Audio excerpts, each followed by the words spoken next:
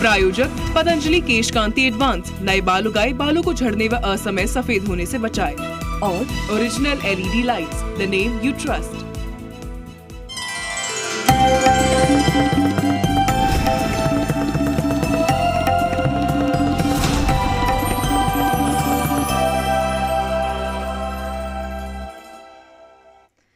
नमस्कार, बहुत स्वागत है आप सभी का। आप देख रहे हैं हमारी खास पेशकश भाग्यफल और मैं हूं आपके साथ मनी शर्मा। नवरात्र 2 ऋतुओं के संधिकाल में स्वयं को तराशने और निखारने वाला बेहद विलक्षण और अद्भुत 9 दिवसीय महापर्व है। चैत्र माह के शुक्ल पक्ष की प्रतिपदा से नवमी तक ये महापर्व मनुष्य की आंतरिक ऊर्जाओं के भिन्न भिन्न पहलुओं का प्रतिनिधित्व करती है।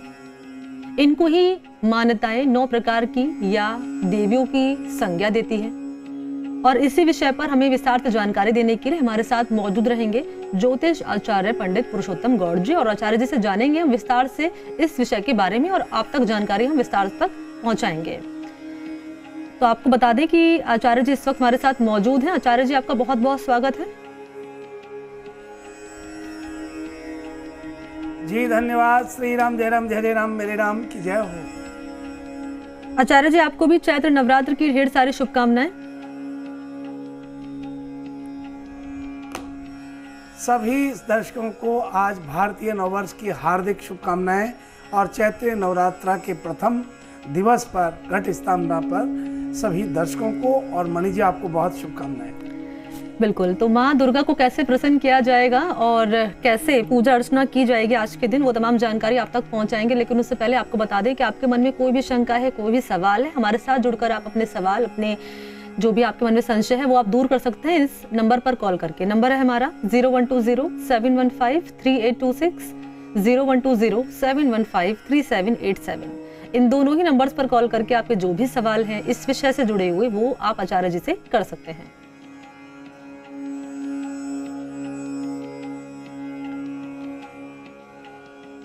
तो नंबर इस वक्त आपकी टीवी स्क्रीन पर हम फ्लैश कर रहे हैं। और आइए रुख कर लेते हैं आचार्य जी का, जो कि इस वक्त हमारे साथ मौजूद हैं। आचार्य जी, चैत्र नवरात्रि की आज से शुरुआत हो चुकी है।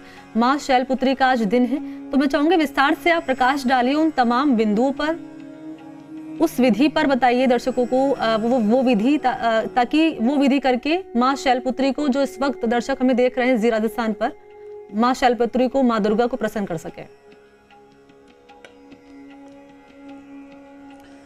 देखिए, आज माँ दुर्गा के प्रथम स्वरूप की पूजा की जा रही है। घर घर में घट स्थापना की जा रही है।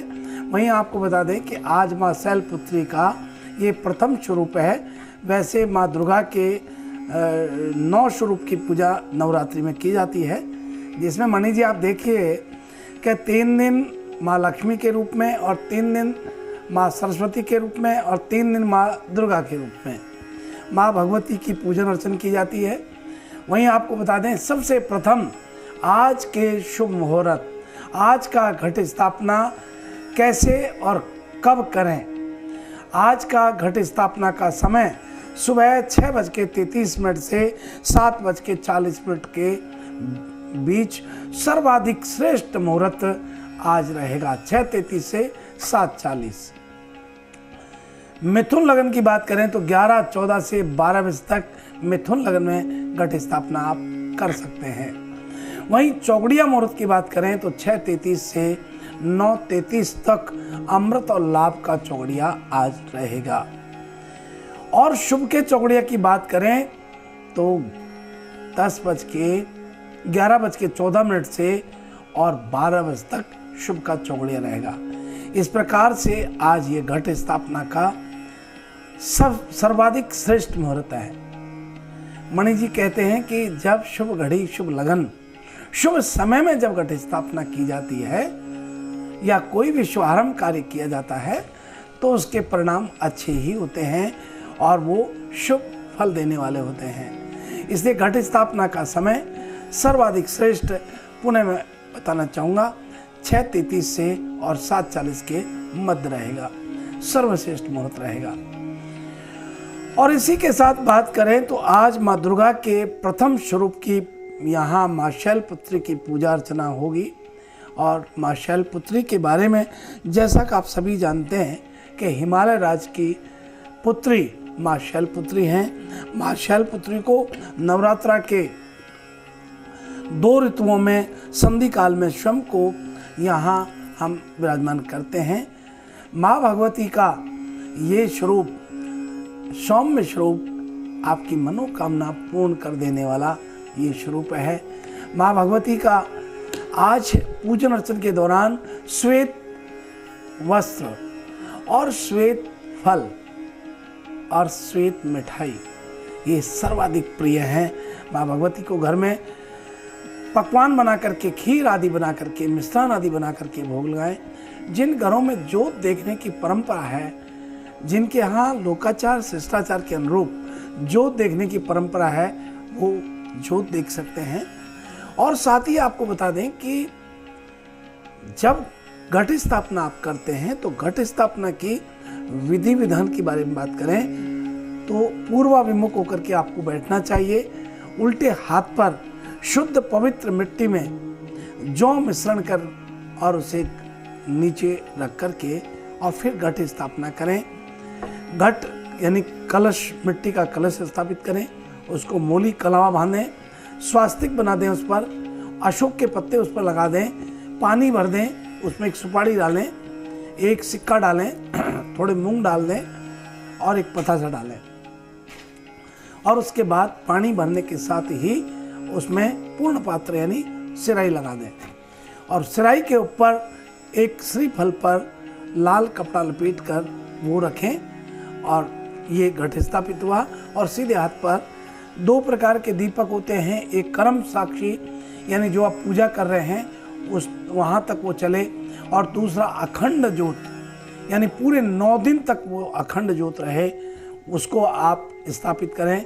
और दीपक प्रज्वलित करने के बाद अपना नाम लेकर के, अपने पिता का नाम, अपनी माँ का नाम, अपने खुद का नाम लेकर के, गोत्र बोलकर आप कार्य प्रयोजन बोलें कि आप किस कार्य के लिए क्या कर रहे हैं, और वो संकल्प करने के बाद आप अपना पूजा विधान शुभारंभ करें। आप जब ये पूरी विधि विधान से पूजन शुभारंभ करते हैं, इसी के साथ माँ भगवती की तस्वीर पर गंगा जल से छींटे लगा करके पवित्र करें, चुनरी धारण कराएं, माला धारण कराएं, तिलक मस्तक पर सुशोभित करें। और खुद के तिलक लगाने के बाद आप जब पाठ कर लेते हैं तो फिर आप जोत देखें और जो भी प्रसाद है उसको भोग के रूप में अर्पण करते हुए मातेश्वरी को प्रणाम करें, आराधना करें, संपूर्ण परिवार को राखी तिलक करें और उसके बाद आरती अवश्य करें। फिर आपको ये देखना है कि उठते बैठते नवरात्रे करने हैं या फिर संपूर्ण 9 दिन तक आपको ये नवरात्रे रखने हैं, ये जरूर उसमें देखना पड़ेगा आपको। इसी प्रकार से जो है ये पूरा नवरात्रा का क्रम रहेगा। साथ ही मैं आपको बताना चाहूँगा कि जो नवरात्रा आप घट स्थापना कर रहे हैं, ये घट स्थापना के दौरान आपने जो संकल्प लिया है वो नियमित रूप से आपको करना होगा। पूजा और एक टाइम भोजन करें। नवरात्रा के दौरान नाखून नहीं काटें और जमीन पर सोना उचित होता है। जो साधक साधना करते हैं उनको जमीन पर सोना चाहिए। और इसी के साथ आपको बताना चाहूँगा कि यहाँ क्रोध ना करें, तामसी भोजन का सेवन ना करें, क्योंकि तामसी भोजन का सेवन करना ठीक नहीं होता है, उससे क्रोध आता है और आपका मनोवृत्ति बदल जाती है। पवित्रता से रह कर के जो आप नवरात्रा करते हैं तो ये 9 दिन के नवरात्रा आपकी संपूर्ण मनोकामना को पूर्ण करते हैं। देखिए मणि जी, ये नवरात्रा का मतलब है कि 9 दिन तक आप पूर्ण पवित्रता से, पूर्ण अपने मनोयोग से, पूर्ण भाव से जब नवरात्रा करते हैं तो उसी का तो फल है, उसी का तो आनंद है।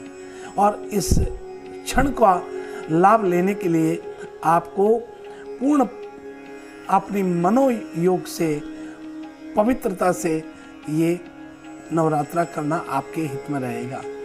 आपको ये भी बता दें कि जो नवरात्रा में विशेष तौर पर इस बार संयोग बन रहे हैं, ये बहुत लंबे समय के बाद ये संयोग देखने को मिले हैं।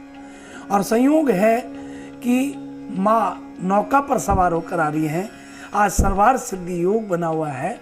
सर्वार्थ सिद्धि योग में घट स्थापित आप कर रहे हैं।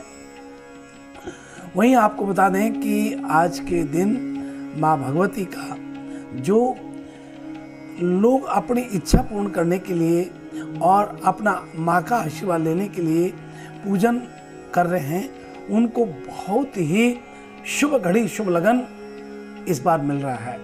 बुधवार का दिन है, उत्तरा भाद्रपद नक्षत्र है, शुक्ल और ब्रह्म योग में ये घट स्थापित आप कर रहे हैं, जो बहुत लाभप्रद रहेगा और साथ ही उन्नति कारक भी रहेगा।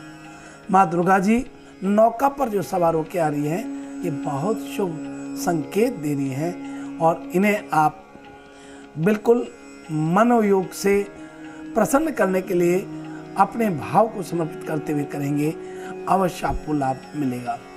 माँ शैलपुत्री का जैसा कि आप सभी जानते हैं कि बैल पर सवार होकर के संपूर्ण हिमालय पर विराजमान है और वृषभ इनका वाहन है, शिव का ही स्वरूप है। घोर तपस्या के बाद शैलपुत्री समस्त वन्य जीव जंतुओं की रक्षा करते हुए शैलपुत्री के दाहिने हाथ में त्रिशूल और धर्म अर्थ मोक्ष के द्वारा संतुलन का प्रतीक मां कहलाती है। इनके बाएं हाथ में सुशोभित कमल पुष्प कीचड़ यानी स्थूल जगत में रहकर उससे परे रहने का संकेत देती हैं। अपार शक्ति इनमें समाहित हैं। इनके देह शक्ति चक्र के आवरण में सक्रिय भूमिका का निर्वहन कर रही हैं। माँ भगवती का आशीर्वाद जब हमको प्राप्त होता है तो हमारा कल्याण होता है। माँ भगवती को आप विशेष रूप से भाव से प्रसन्न कर सकते हैं और भाव में आपकी प्रसन्नता होनी चाहिए, तभी माँ भगवती का आशीर्वाद आप प्राप्त कर सकते हैं। इस प्रकार से आज के नवरात्रा का ये महत्व रहेगा और माँ को आप सफ़ेद फूल और सफ़ेद मिठाई का भोग लगाएं, अवश्य आपकी मनोकामना पूर्ण होगी। जो लोग रामचरितमानस की पाठ करेंगे, नवपारायण का पाठ करेंगे, वो भी आज शुभ घड़ी में घट स्थापित करते हुए और रामायण के पाठ का शुभारंभ करें। यानी प्रथम आप रामायण का पाठ करें। और जो लोग सुंदरकांड का पाठ करते हैं, सुंदरकांड का पाठ करते हुए हनुमान चालीसा जरूर करें। और हनुमान बाहु का जो पाठ करते हैं उन्हें भी हनुमान चालीसा अवश्य करनी चाहिए। जो लोग राम रक्षा स्तोत्र के पाठ करते हैं उन्हें भी हनुमान चालीसा अवश्य करनी चाहिए। इस प्रकार से आज घट स्थापना के दौरान आपका पूजन विधान रहेगा और ये आपके लिए बहुत ही सर्वाधिक श्रेष्ठ रहने वाला है। जी विस्तार से आपने आचार्य जी जानकारी आपने साझा की है और एक एक बातें आपने बारीकी से समझाई है कि आखिर घट स्थापना का महत्व क्या है, माँ दुर्गा को कैसे प्रसन्न किया जा सकता है और भी तमाम पहलुओं का आपने यहाँ पर जिक्र किया है। अब हम कॉलर का रुख कर लेते हैं आचार्य जी। पहले कॉलर इस वक्त हमारे साथ फोन लाइन पर मौजूद है, इनका सवाल हम जानेंगे। पहले नाम बताइए अपना। सर जी, मैं जयपुर से ओम प्रकाश बोल रहा हूँ। जी ओम प्रकाश जी। मैं गुरु जी के चरणों में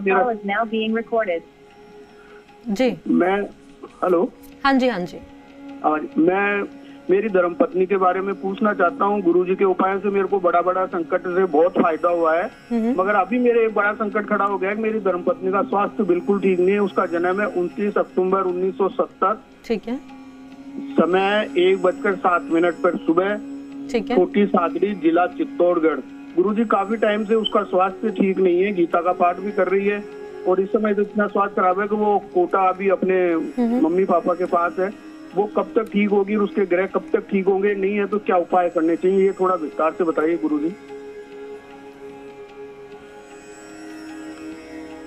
ओम प्रकाश जी, आपको भारतीय नववर्ष के प्रथम दिन पर बहुत बहुत मंगल शुभ आशीर्वाद। वैसे सभी दर्शकों को हम पूर्व में बोल चुके हैं कि सबको बहुत मंगल शुभकामनाएं, लेकिन ये बता दूं कि आपको जो भी फायदा हो रहा है वो तब हो रहा है जब हम आपको बताते हैं और उन उपायों को आप मनोयोग से, पूर्ण मनोयोग से करते हैं। इसीलिए आपकी मनोकामना पूर्ण हो रही है और इसीलिए आपके बड़े बड़े संकट से आपको छुटकारा मिल रहा है। यहाँ आपके लिए कोई डरने की आवश्यकता नहीं है, ये अवश्य ठीक होंगे। इनको पितृदोष होना होता है और पितृदोष होने के कारण ही इनका स्वास्थ्य थोड़ा कमज़ोर है, लेकिन इसके लिए आपको घबराने की आवश्यकता नहीं है। अवश्य इनका स्वास्थ्य एकदम बढ़िया रहने वाला है और ये स्वास्थ्य इनका 13 मई 2023 से काफ़ी ठीक होगा। यदि आप कर सकते हैं तो प्रतिदिन इनके हाथ से गाय को रोटी देना शुरू करें और गाय को रोटी देने के साथ ही काले कुत्ते को भी रोटी देना शुरू करें। ये छोटा प्रयोग है, लेकिन इसे करने से अवश्य आपको लाभ होगा। आप जरूर कीजिए। आपको बहुत मंगल शुभकामनाएं हैं। और पितरों के निमित्त यदि इनके हाथ से कौवों को आप खाना खिलाने का प्रयास करते हैं तो बहुत उत्तम होगा और यह आपके बहुत ही हितकर रहेगा। बिल्कुल सही कहा आपने आचार्य जी, और उम्मीद करते हैं कि ओम प्रकाश जी इस वक्त हमारे साथ फोन लाइन पर मौजूद रहे, उन्हें अपने हर सवाल का जवाब मिल गया होगा। आचार्य जी, अब हम राशिफल का रुख कर लेते हैं और शुरुआत कर लेते हैं मेष राशि के साथ। जी, आइए हम सबसे प्रथम बात कर रहे हैं मेष राशि के जातकों के लिए। आज निजी क्षेत्र में काम यदि आप करते हैं तो आज कुछ नए प्रोजेक्ट आपके काम करने का आपके हाथ में आएंगे और काम करने का अवसर आपको प्राप्त होगा। आज आपकी किस्मत में 4 चांद लगने वाले हैं। पिताजी के साथ रिश्तों में मजबूती देखने को मिलेगी। वहीं कोई नए काम को लेकर बहुत उत्साहित नजर आएंगे और मैं समझता हूं कि इसको करने में बहुत आनंद महसूस करेंगे और ये काम आगे जाकर के बहुत लाभ देने वाला साबित होगा। और अब आइए अगली राशि का रुख करते हैं, वो है वृषभ राशि वाले लोगों के लिए। वृषभ राशि के जातकों को आज अपना ध्यान अपने काम पर देना चाहिए और कम से कम समय प्रेम संबंधों में आज आप ज़्यादा देने वाले हैं, लेकिन वहाँ थोड़ा कम ध्यान दें तो ठीक रहेगा, जिस कारण ऑफिस में आपको लेकर के नकारात्मक आपकी प्रेम प्यार के संबंधों पर ध्यान देने के कारण नकारात्मक छवि बन सकती है। ऐसे में कुछ भी ऐसा करने से बचें जिससे आपकी नौकरी पर संकट ना आए।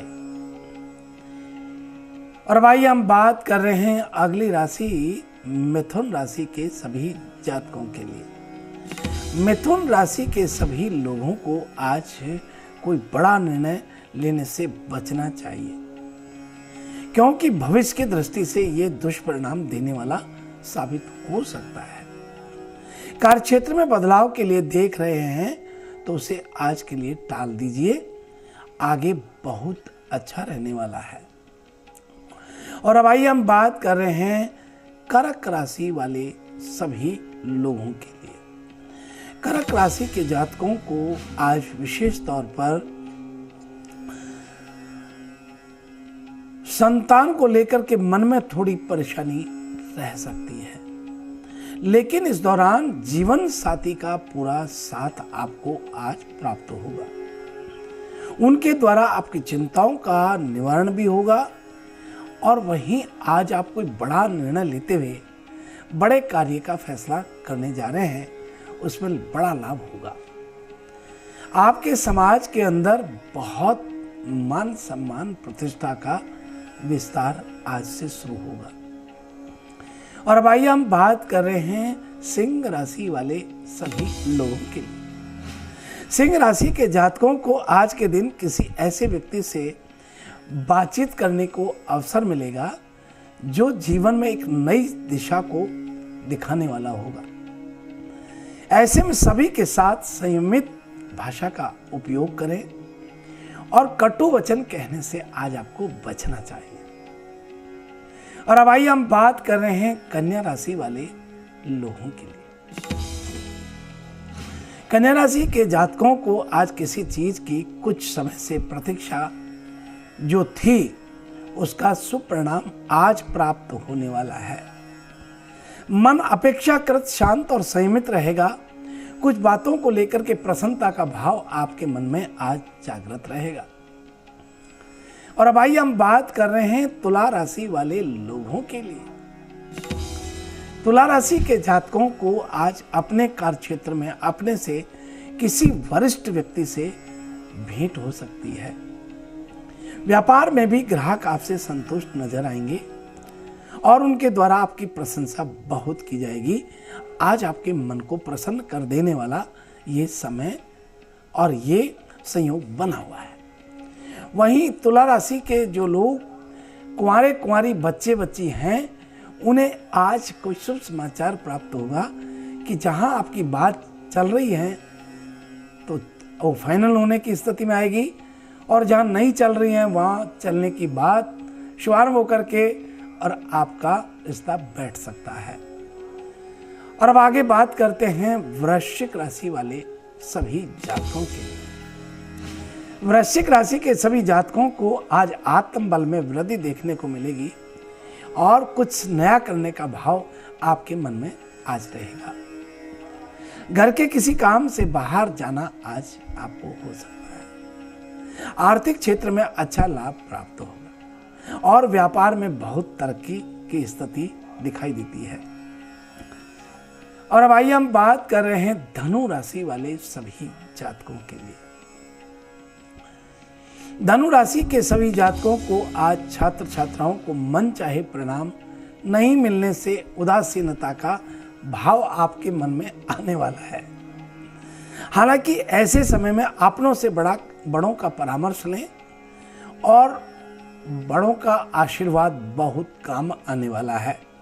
एक नई राह आपको दिखाएंगे और यह आपके लिए बहुत ठीक रहने वाला है। और अब बात कर रहे हैं मकर राशि वाले सभी जातकों के लिए। मीडिया या मनोरंजन के क्षेत्र में काम कर रहे लोगों को अप्रत्याशित लाभ आज मिल सकता है। यदि आपने भूमि संबंधी क्षेत्र में पैसों का निवेश कहीं कर रखा है तो वहां से आज बड़ा लाभ मिलने की स्थिति दिखाई देती है। और अब आइए हम बात कर रहे हैं कुंभ राशि वाले सभी लोगों के लिए। कुंभ राशि के जातकों को आज मित्रों के साथ कुछ बातों को लेकर के थोड़ा मतभेद रह सकता है और आज कहा सुनी तक कोई बात आपकी पहुंचती है, इसलिए आपको अपनी वाणी पर नियंत्रण रखना चाहिए और अपने व्यवहार में संयम बनाए रखना ही आज आपके लिए ठीक रहेगा। कहीं आपकी बात बिगड़ते आज देर नहीं लगेगी, इसलिए आप प्रसन्नता से अपनी वाणी पर संयम बना रखें। और अब आइए हम बात कर रहे हैं मीन राशि वाले सभी जातकों के लिए।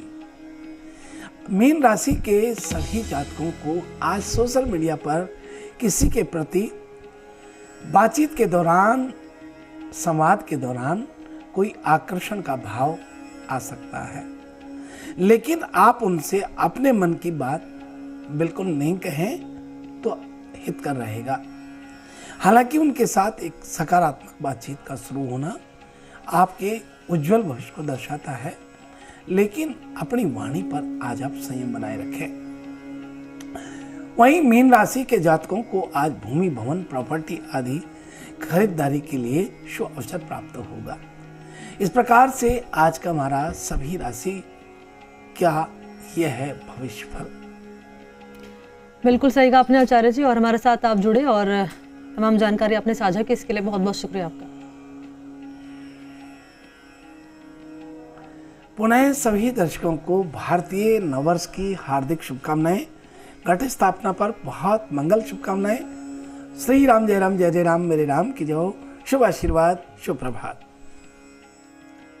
और इसी के साथ भाग्य फल फिलहाल इतना ही। मुझे दीजिए इजाजत। नमस्कार।